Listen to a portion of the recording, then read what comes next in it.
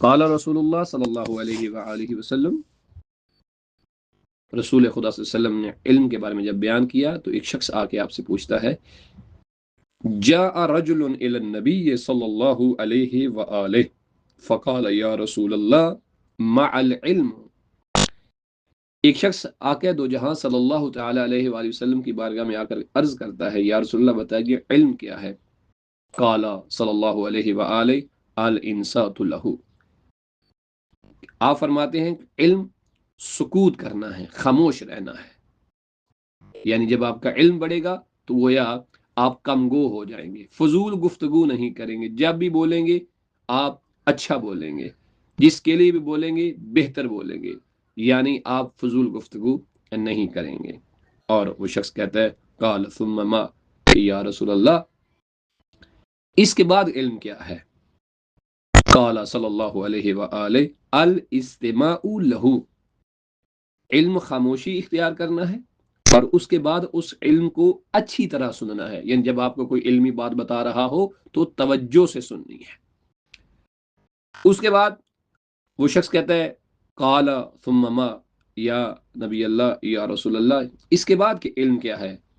آپ صلی اللہ علیہ وآلہ وسلم نے فرمایا کہ الحفظ لہ، علم سننے کے بعد علم جو ہے اسے یاد کرنا ہے، اسے حفظ کرنا ہے۔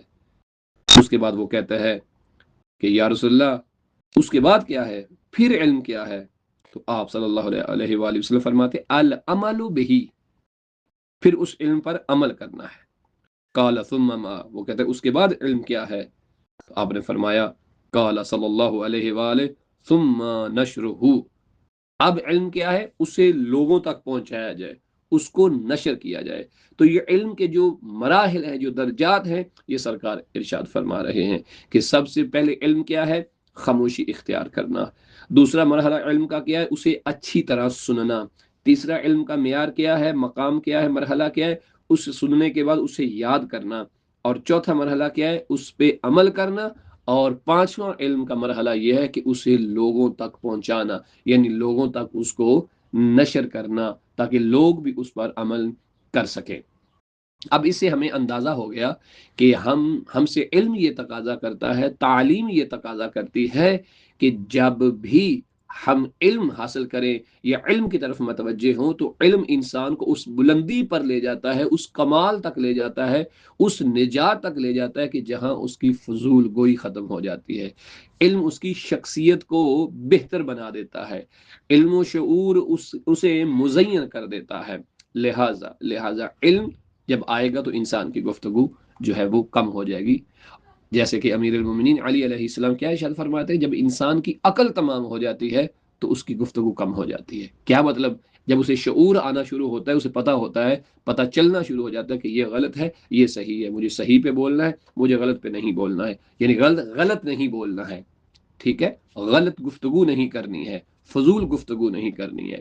اور بعضی روایت میں موجود ہے، اصول کافی میں یہ روایت موجود ہے کہ انسان جس کی بات کرتا ہے گویا وہ اس کی ہی عبادت کرتا ہے۔ تو اب اگر ہم علمی اعتبار سے، عقلی اعتبار سے، شعوری طور پر اس بات پہ غور کریں اور اس بات کو سمجھیں تو نتیجہ یہ نکلتا ہے کہ جب بھی انسان بولتا ہے تو وہ دو صورتوں کے لیے ہی بولتا ہے، یا وہ اللہ کے لیے بول رہا ہوتا ہے یا وہ شیطان کے لیے بول رہا ہوتا ہے۔ جب بھی ہم تکلم کرتے ہیں، جب بھی ہم کوئی بات کرتے ہیں تو ہماری وہ جو بات ہے، اس بات کی ویلیو اور اس بات کی جو حیثیت ہے وہ دو طرح کی، یا ہماری وہ بات جڑ رہی ہوتی ہے اللہ سبحانہ و تعالیٰ کی ذات کے ساتھ، یا ہماری وہ بات جڑ رہی ہوتی ہے شیطان ملعون کے ساتھ۔ تو اب اگر وہ بات شیطان ملعون کے ساتھ جڑ رہی ہے تو گویا ہم نے شیطان کی بندگی کی ہے، اور اگر ہماری وہ بات ذات پروردگار کے ساتھ جڑ رہی ہے تو گویا نتیجہ یہ ہوا کہ ہم نے پروردگار کی عبادت کی۔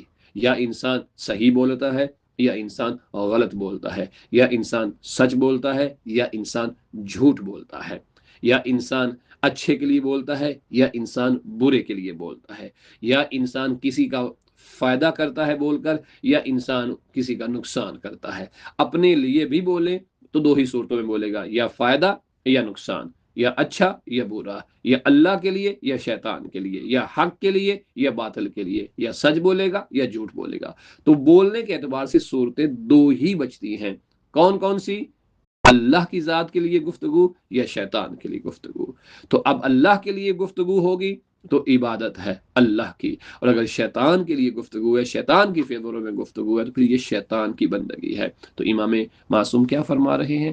امام معصوم علیہ السلام فرماتے ہیں کہ جو جس کی بات کرتا ہے وہ اسی کی بندگی کرتا ہے، یعنی کیا؟ یا انسان اللہ کی بندگی کر رہا ہوتا ہے یا انسان شیطان کی بندگی کر رہا ہوتا ہے۔ تو یہاں ہمیں یہ سوچنا ہے، یہاں ہمیں یہ دیکھنا ہے کہ ہم جب بولتے ہیں تو ہماری اس گفتگو کے نتیجے میں ذات پروردگار ہے یا شیطان ملعون ہے، ہم اللہ کے لیے بول رہے ہیں یا شیطان کے لیے بول رہے ہیں، ہمارے بولنے سے اللہ راضی ہوگا یا شیطان راضی ہوگا۔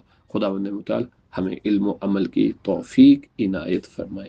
وصلی اللہ علی محمد و آل محمد۔